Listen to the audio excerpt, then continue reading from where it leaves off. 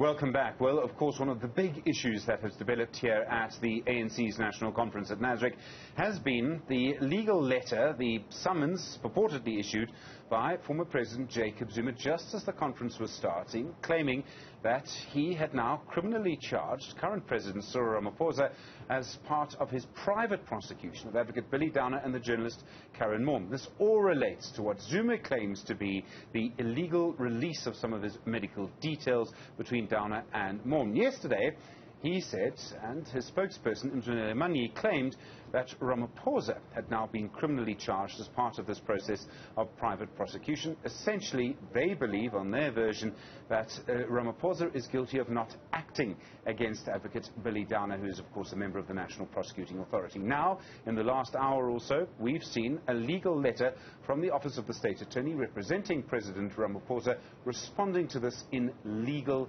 language. The spokesperson for President Cyril Ramaphosa in government is Vincent Magwenya. He joins us now. Vincent, good afternoon to you. I really appreciate you taking the time.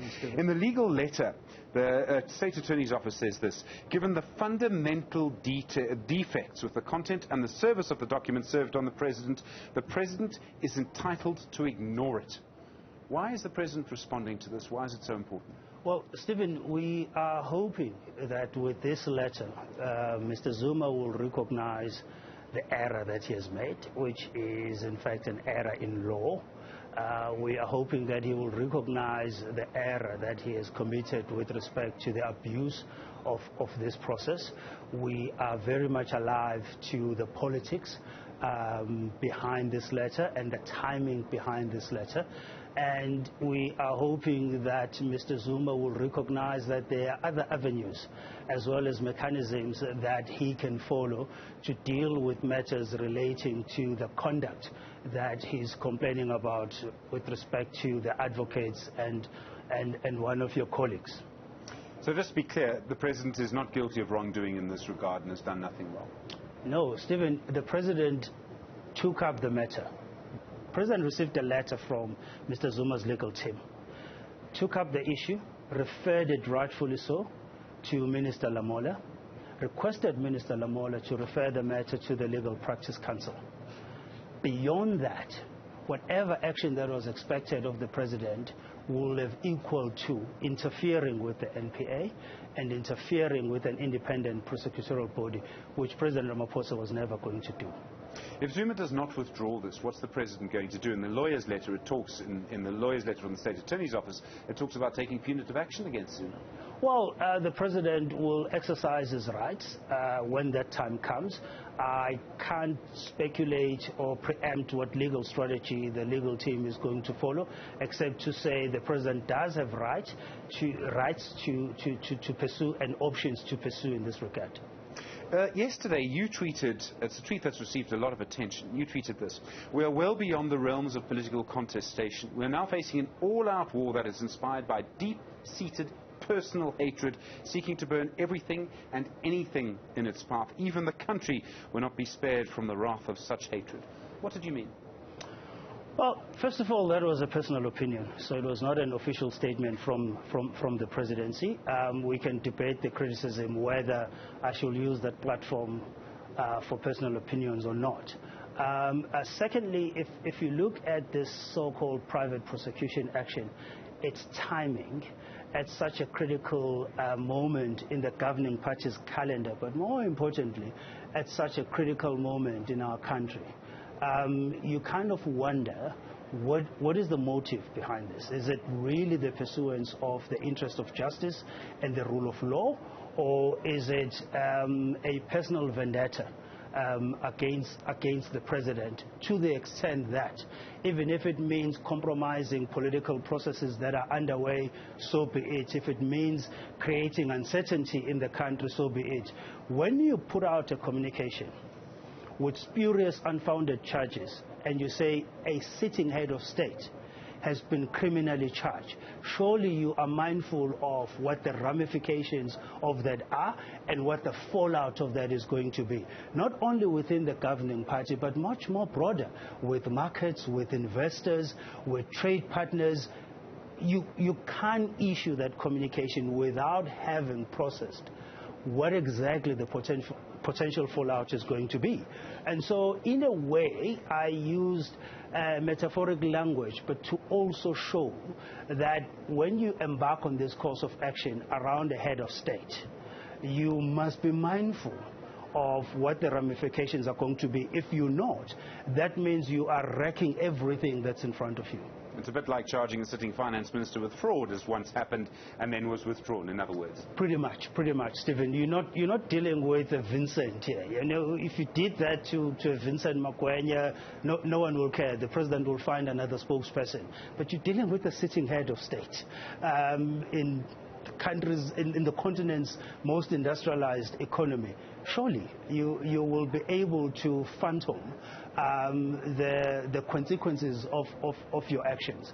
Whether that was given any consideration or not, I do not know. But in a way, I was just personally sharing an observation of what I found to be an extremely unfortunate course of action.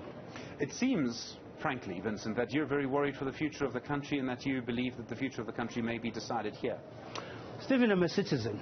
Outside of my professional obligation and engagement, I'm a citizen of this country. I have a lot that's invested in this country, like you and I. We have families. So, yes, I am concerned. And like the president, I have my own hope that what comes out of this political process or this conference will be a positive outcome that can sustain the reforms, the institutional reforms that the president has led and undertaken, that can sustain the economic sort of upswing that we're beginning to see, that can help us come out of the effects of the pandemic, come out of the effects of the Ukraine-Russia conflict, and we can sustain this recapacitating of the state that the president is leading. So that's what I'm hoping for, and I'm not alone in that. I think many other South Africans, whether they are associated to the governing party or not, they're hoping for the same thing. You talk about what the president has been trying to do, and that's fine, that's your job. I have no problem with that. Leading into the conference, before former President Zuma's tweet and all the rest, we have also seen huge issues around electricity. And we saw Andre de Ruyter resigning. We saw the week before a cabinet minister literally accusing him of trying to agitate for the overthrow of the state. And the president was silent on that. And I can't help but feel that if the president had not been silent on that maybe Eskom would have a CEO. Now, whether that's a good thing or not, I don't know. But you've got a cabinet where one cabinet minister says that implementing stage 6 load shedding is akin to agitating for the overthrow of the state. And you've got another cabinet minister in Pravin Gordhan, second appearance in this conversation, but speaking now as Minister of Public Enterprises, in which he said that those comments were wrong. What's going on in the president's cabinet? So, Stephen, the challenge with managing information and communication in a rapid news cycle is that your record on issues gets quickly forgotten. Let's try and recall what the president said around the management of Eskom, Andre included. The president said, in a time of a crisis, you do not start fiddling with your team. You look at the issues, you analyze the environment, you provide support, you guide where you need to guide. That was the first thing the president said. I'm paraphrasing what he said, not word for word. Sure. The second thing that he said was, with the new board now in place, he has full confidence on that board conducting its own assessment on the fitness and the competence of the management team in getting us out of the current challenge, but also conducting its own assessment in terms of how do we move forward. Now, they were not going to do this in isolation. There is the National Energy Plan, which is serving as a guide, and that National Energy Plan has more than just Eskom in terms of bringing stability to our energy supply. Yes, Eskom is a big part of it with respect to fixing Eskom, but there are also other elements of that energy plan. So the president's position is quite clear on the matter. Now, should the president enter every debate that his ministers get involved in? I'm not quite sure, Stephen. We can debate that, and you can rightfully criticize him for remaining silent at this time. Minister Gordhan has dealt with the matter. What is going on in the president's cabinet? There's nothing wrong in the president's cabinet. They have one or two ministers who have publicly criticized the president. That's their own discretion, discretion in terms of how they choose to behave professionally. But there is cordial relationships in the cabinet. Ministers demanded that he resign. Well, I mean, where in a democracy do you see a member of a cabinet who's appointed by law, by the Constitution, only by the President and solely by the President, demanding that the President resign, voting against him in Parliament? Call it abnormalities of our democracy. We do live in a very vibrant democracy. Some people will say we live in a very noisy democracy by nature of being South Africans. But that's what it is. But largely, you cannot take a behavior of one or two cabinet members to define and characterize the entire cabinet. That will not be accurate. But going back to your original question, the reality is that with respect to Eskom and issues related to energy, the President has been fully versed with those issues and leading on the front. It's difficult for me now to articulate to you the progress that NICOM, for example, has made to date while we're sitting with stage 5 or stage 4 load shedding. But there is progress that's being made with respect to stabilizing our energy supply. And, in about 18-24 months' time, we'll see the results of that progress. Right now, unfortunately, the Eskom's coal fleet and all other issues related to Eskom is disappointing us. But we have to press ahead and deal with the criminal syndicates that are operating around Eskom. And we need Eskom to speed up its maintenance program and be a lot more efficient with it. So on the one side, you're worried about the battle for the entire country, and on the other side, you're optimistic that at least you'll have electricity for it. Well, you have to be optimistic. With all these challenges, you have to be optimistic because these challenges are not just running amok, they're being attended to.